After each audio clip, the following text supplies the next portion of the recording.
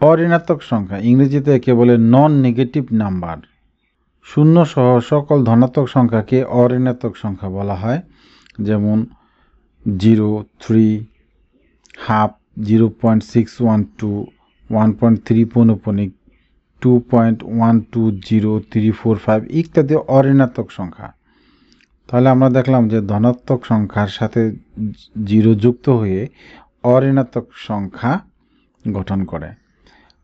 শিক্ষার্থীরা, তোমরা যারা নবম শ্রেণীতে পড়ো এবং অনলাইনে আমার গুগল মিট ক্লাসে যুক্ত হতে চাও, তারা আমার এই হোয়াটসঅ্যাপ নাম্বারে যোগাযোগ করতে পারো 01733912439। আমি হোয়াটসঅ্যাপে তোমাদের গুগল মিট ক্লাসের লিঙ্ক পাঠাতে পারবো। ধন্যবাদ। গণিত ক্লাস।